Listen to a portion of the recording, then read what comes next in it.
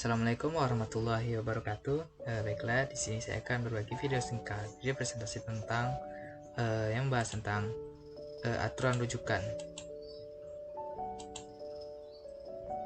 Nah, sebelum kita memasuki tentang aturan rujukan, kita harus mengetahui apa arti dari kata rujukan.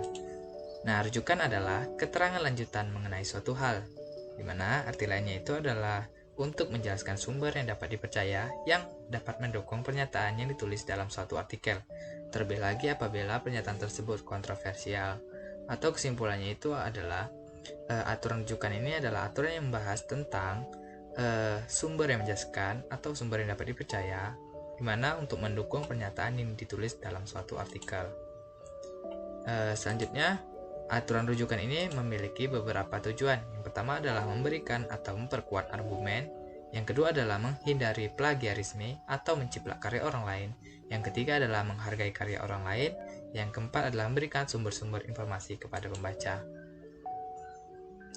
Nah, sumber-sumber tersebut dapat didokumentasikan dengan dua cara, yaitu sistem tradisional dan sistem Harvard. Di mana dalam sistem tradisional itu dapat didokumentasikan dengan menggunakan catatan kaki atau catatan akhir sistem tradisional, atau dikenal sebagai sistem Chicago, di mana cara penulisannya lebih disederhanakan atau dimodifikasi. Contoh itu seperti ini, lebih kurang masih menggunakan kayak singkatan IBIT itu.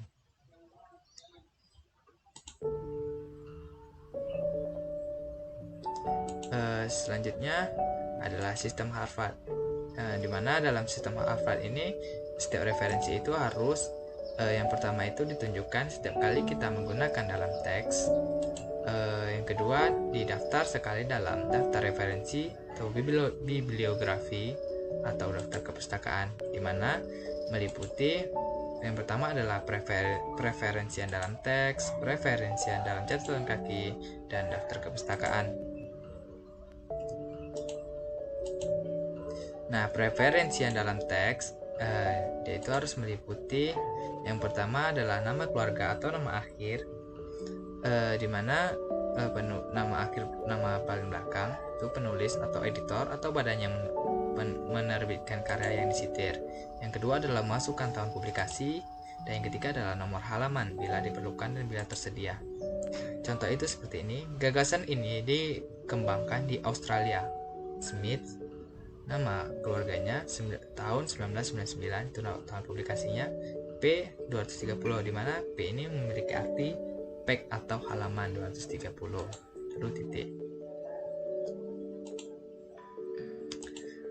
Selanjutnya adalah preferensian dalam catatan kaki. Nah, catatan kaki memiliki peran dalam sistem Harvard.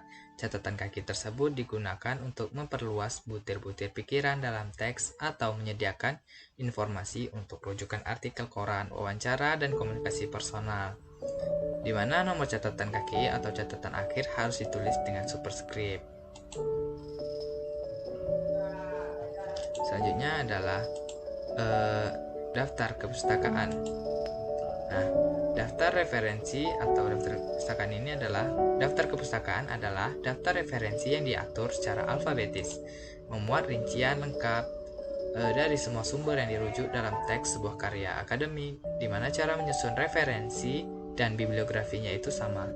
Meliputi yang pertama adalah daftar pustaka untuk buku, daftar pustaka untuk artikel jurnal, dan daftar pustaka untuk majalah. Selanjutnya daftar pustaka untuk publikasi elektronik, di mana untuk daftar pustaka untuk buku itu yang unsur penting atau esensi yang diperlukan untuk sebuah buku. Contoh itu seperti ini, di mana satu ini memiliki keterangan yaitu nama keluarga atau nama akhir penulis diikuti sebuah koma, kemudian inisial, singkatan nama depan penulis. Lalu selanjutnya kita masukkan tahun penerbitan, lalu tidak diberikan tanda kurung. Selanjutnya masukkan judul buku, lalu ditulis dengan cetak miring. Selanjutnya huruf pertama setiap kata ditulis dengan huruf besar. Barulah kita masukkan nama penerbit, yaitu di sini Elsevier. Lalu diikuti dengan tanda koma, lalu dimasukkan tempat penerbitan, di sebuah titik. Selanjutnya adalah daftar pustaka untuk artikel jurnal. di mana unsur penting atau esensi yang diperlukan untuk sebuah artikel jurnal. Contoh itu seperti ini, di mana satu ini adalah nama keluarga atau nama akhir penulis, diikuti sebuah koma. Kemudian adalah ampersand yang menghubungkan penulis kedua, tidak ada koma setelah inisial penulis kedua, ya. Melanti, G, dan H. Selanjutnya kita masukkan tahun penerbitan, lalu diikuti tanda koma, lalu judul artikel yang diapit oleh tanda kutip tunggal, Cosmopolitan Perspective on European and Asian Transnationalism, di mana setiap kata itu memiliki tanda besar, di mana setiap huruf pertama kata judul ditulis dengan huruf besar.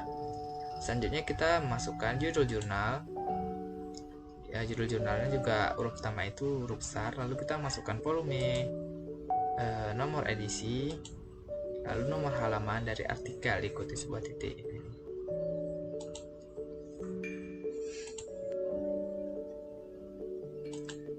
Selanjutnya itu daftar pustaka untuk majalah, di mana unsur penting atau esensi yang diperlukan untuk sebuah majalah, yaitu seperti ini contohnya, di mana satu ini melambangkan nama keluarga atau nama akhir penulis. Setelah itu kita memasukkan tahun penerbitannya. Yang ketiga lalu masukkan judul artikel, ini perbedaan antara ini, dan diapit oleh tanda kutip tunggal.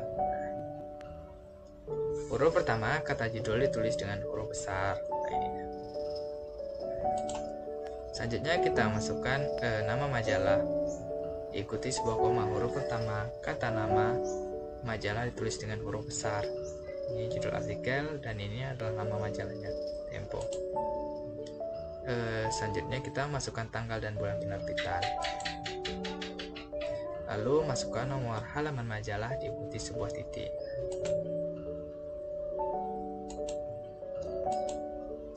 Selanjutnya adalah daftar pustaka untuk publikasi elektronik, di mana contohnya itu seperti ini kurang lebih, di mana satu ini melambangkan nama keluarga atau nama akhir, diikuti sebuah koma, kemudian inisial.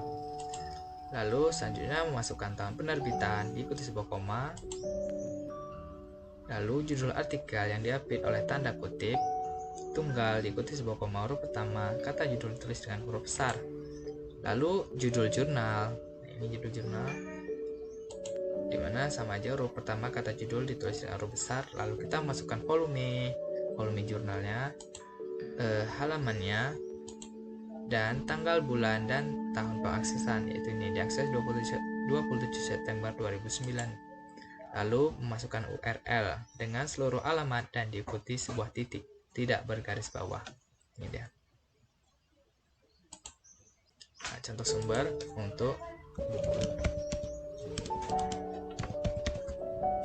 Nah, yang pertama itu kita harus kita memasukkan penulis. Itu penulisnya adalah Budimansyah.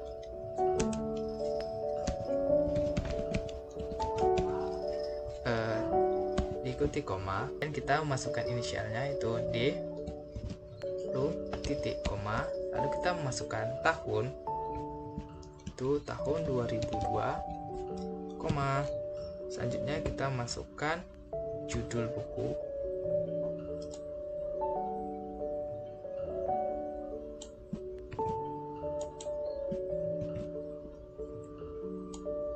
dimana setiap judulnya ini kita judulnya buku ini kita awalnya itu setiap awal kata digunakan huruf besar, kapital semua ini. Nah, karena dan ini kata penghubung, kita di sini kita ubah huruf kecil. Selanjutnya kita beri koma, lalu kita masukkan penerbit, itu Pelita Ilmu. Selanjutnya kita beri koma lagi, baru kita masukkan tempat penerbitnya, yaitu di Bandung. Jangan lupa diberi titik. Ya, kurang. Nah, untuk judul ini kita berikan miring. Nah, kita jadikan miring setiap judulnya itu. Nah, kurang lebih seperti ini. Mungkin sekian yang dapat saya sampaikan. Lebih dan kurang saya mohon maaf. Wabillahi taufiq wal hidayah. Assalamualaikum warahmatullahi wabarakatuh.